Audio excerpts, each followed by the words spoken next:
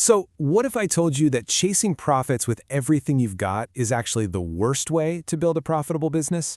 It sounds a little backward, right? Kind of like a riddle. But it's a very real concept called the profit paradox. And in this explainer, we are going to unpack why the real secret to growth isn't about obsessing over the balance sheet, but about obsessing over your customers. First things first, let's dive into the old way of thinking, the traditional approach, what we'll call the profit-first mindset. So, let me ask you a really basic question, one you've probably heard a million times. What is the fundamental purpose of a business? Seriously, what's the very first thing that pops into your head?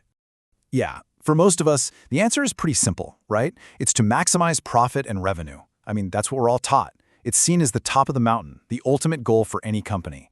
This whole profit-first view really comes from what our sources call a transaction orientation.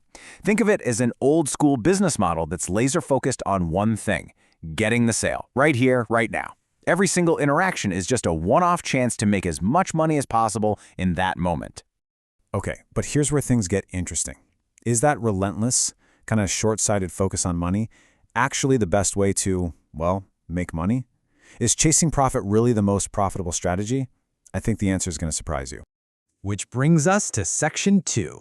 This is where we're going to flip the script with a totally different philosophy, the customer-centric flip. Now check out this quote from our source material because it completely changes the game. It says the real purpose, the real driving force of a business isn't profit at all. It's to get and keep a customer base. Everything else, yep, including profit, comes after that.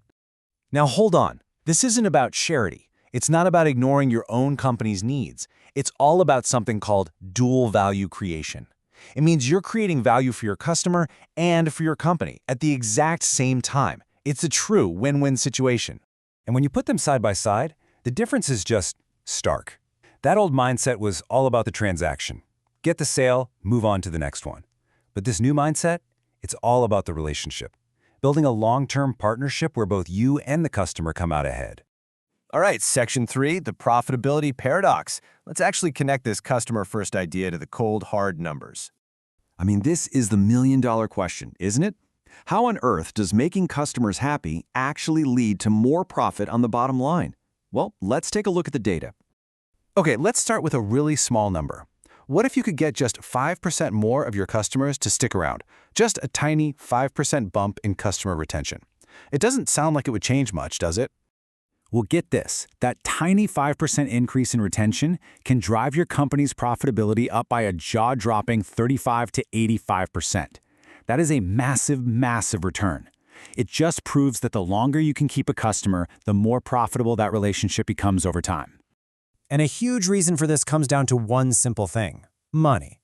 It costs so much more to go out and find a brand new customer than it does to just keep an existing one happy.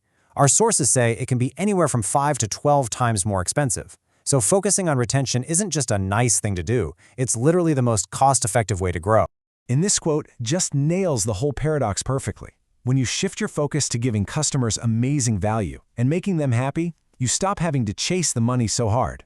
Instead, just like the source says, financial success and profitability naturally flow as a result. Okay, section 4. So we get the why now, but what about the how?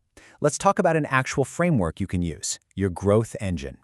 Look, the engine that powers all of this sustainable growth is actually pretty simple. It just has 3 parts. First, you acquire customers. Second, you retain those customers. And third, you develop them. That's it. So let's break that down real quick. Acquire is just what it sounds like, attracting new clients. Think about a killer ad that brings people to your website. Retain is all about keeping them from leaving. Maybe you have amazing customer service that turns a complaint into a loyal fan. And finally, develop means you're increasing the value of those customers you've worked so hard to keep. You know, like when Amazon suggests other things you might like, that's turning one purchase into a long-term relationship. All right, let's bring it all home with our final section, the new bottom line. We're going to redefine what success really looks like.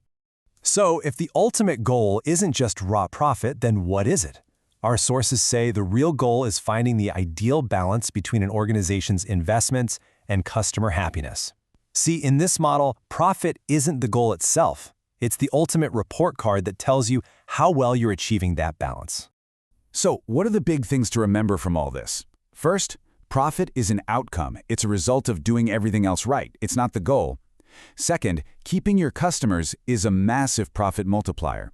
And third, real lasting growth doesn't come from squeezing every last penny out of a sale. It comes from creating value for both sides. And that really just leaves us with one final question to chew on. I want you to think about your own company, your own job. Is it fundamentally designed to just chase transactions, to win the sale for today? Or is it truly built to create and deliver real long-term value for its customers? Because the answer to that question, well, that might just define its entire future.